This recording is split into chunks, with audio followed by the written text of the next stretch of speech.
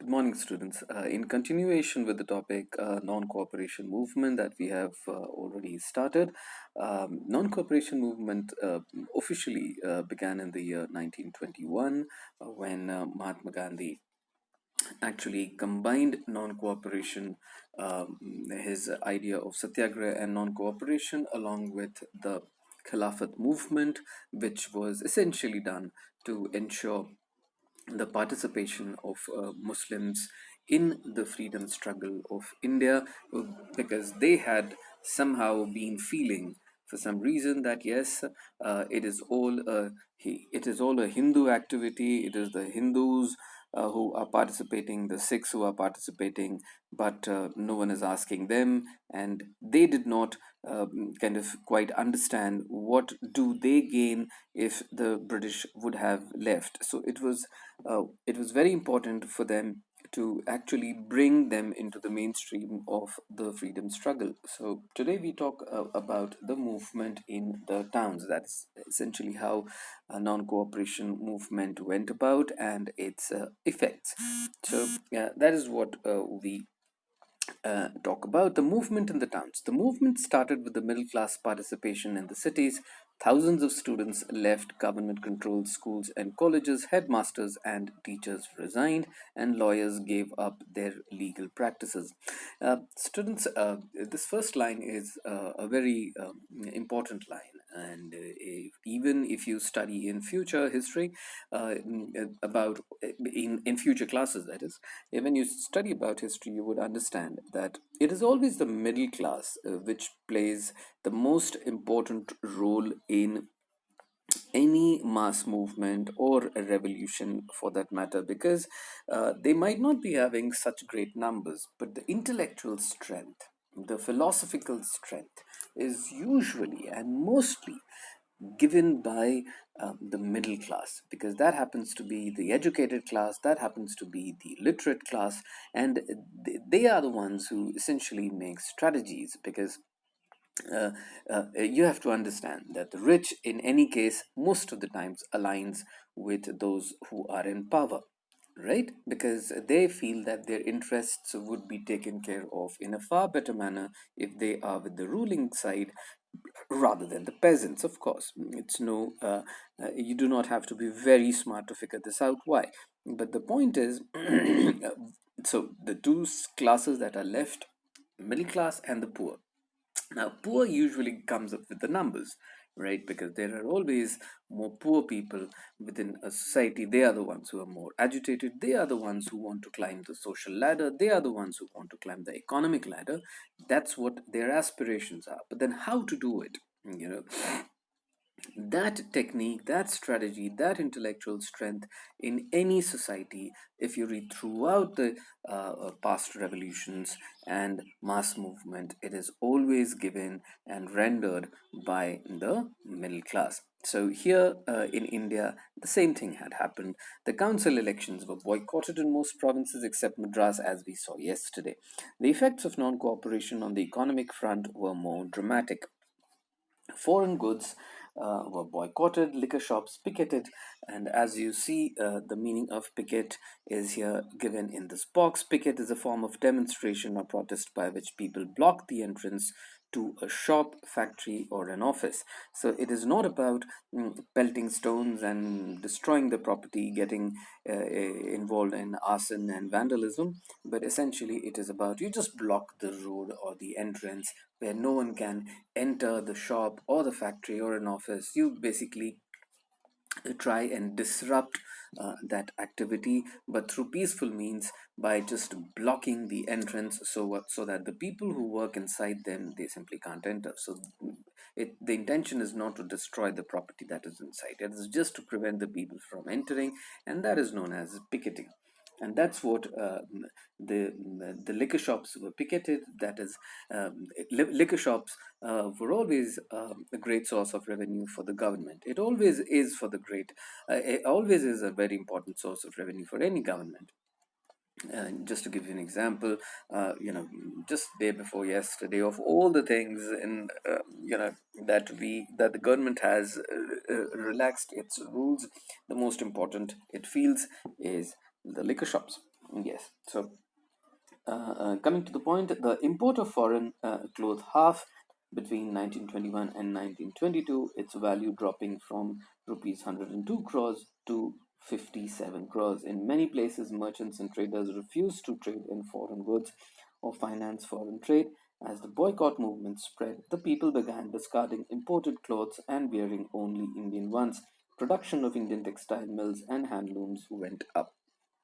Students, you have to understand that you would, I'm sure you would study this in detail, and if you study on your own, even for that matter, students, in the British never had cotton is not grown in England, right? So British, what the British used to do was cotton is grown in India very much, and what they used to do was they used to take all the cotton from India, take it to England. They had their factories in England, and then they would manufacture the finished product using the same cotton, and then export it back to India, and the Indians would and India would import it, of course, and that finished product was consumed by Indians. So, in spite of Indians having the talent, having the resources to manufacture finished goods on their own, they could not because of the British policy, whereby they just were now confined to producing and manufacturing the raw materials, and the real manufacturing would be done in England, and then it would be exported to India, and that's what Indians would buy. Indians did not have factories which would manufacture the finished product here, okay, because the British policies were not favorable. Now, Indians realized that this needs to end, and Indians stopped purchasing and using everything now that was being manufactured abroad. So naturally, the problem was not with the supply side that they could not supply. The problem was with the demand side, that there was no demand. Suddenly, the demand had fallen, and as you see that because because the demand fell, the merchants and the traders also refused to trade in the foreign goods. So there was a huge amount of loss which the government of the British government, rather, of India, was incurring because of non-cooperation movement. Okay, but then comes the real part, or the reality part. But this movement in the cities gradually slowed down for a variety of reasons. Okay, now though these finished goods which were being manufactured in England, they were being replaced by khadi, which was being sewn in almost every household in those times. But ultimately, the movement fizzled out because, for some important reasons, khadi cloth was often more expensive than the mass-produced milk cloth, and poor people could not afford to buy it. Khadi was expensive; it was more time-consuming. For one very important reason, students, a person who actually is spinning the cloth, it could take 2 days, 3 days, 4 days for a cloth to ultimately come out, and then it takes time to stitch. Now, a factory, say if it's a shirt, a factory can manufacture, it just needs yarns, and it can manufacture in those times, that is, I'm talking about 500 pieces of shirts every day, or probably, who knows, 5,000 pieces of shirts every day, or 10,000 pieces of shirts every day. So, naturally, if it is factory manufactured, it is bound to be cheaper, right, compared to a handmade thing which is probably taking you 2 3 or 4 days to make it a finished product. So naturally it is going to be expensive compared to what is being manufactured in a factory. Now, Indians were poor, so cost sensitivity was very very much there, right? Because they would like to buy stuff which was economical. So naturally, that was one of the reasons. And then how they could boycott milk cloth too long. Similarly, the boycott of British institutions posed a problem. For the movement to be successful, alternative Indian institutions had to be set up so they could be used in place of the British ones. Now, these were slow to come up. So, students and teachers began trickling back to the government schools, and lawyers joined back in the government courts.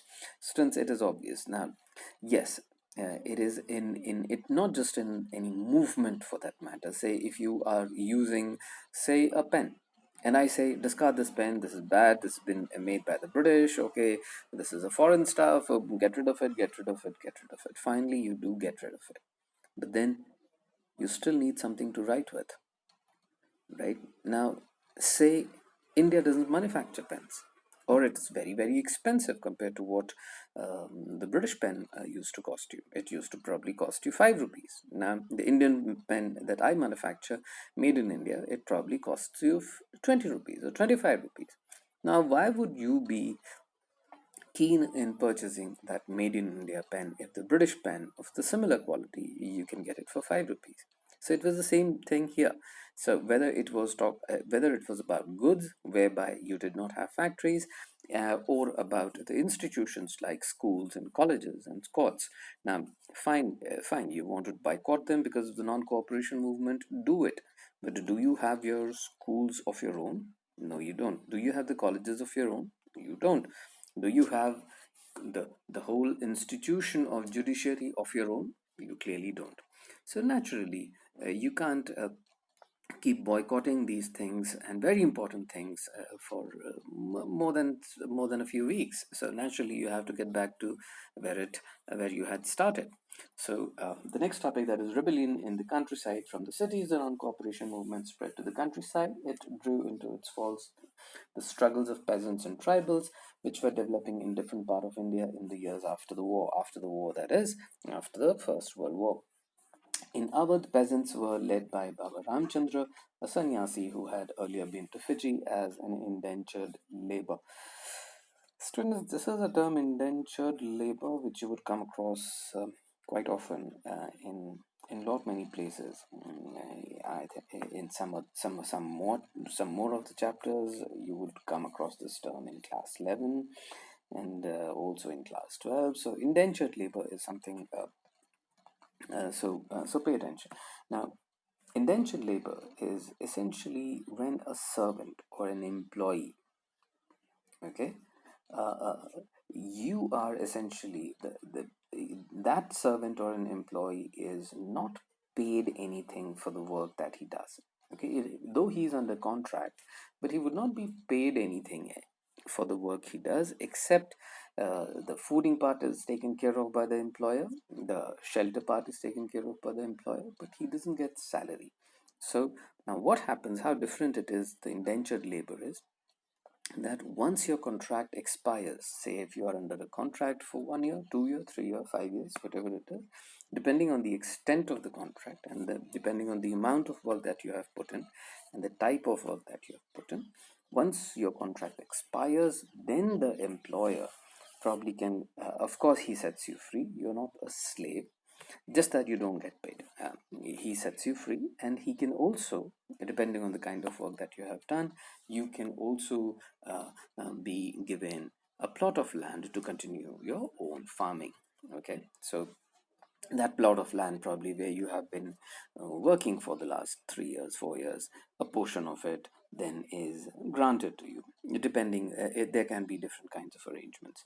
So and it used to be, you know, in the 18th century and the 19th century, a very kind of accepted form of farming, at least when the peasants were concerned. Peasants were okay about it because they used to get shelter and the food was being taken care of, and that's what they wanted because students, unlike today, no one thought about, no poor person thought about that his children's education should be taken care of and then his health should be insured and all of that. He was happy with food and he was happy with shelter. Okay, so so this is indentured labor is something which you would come across quite often. We shall continue with that.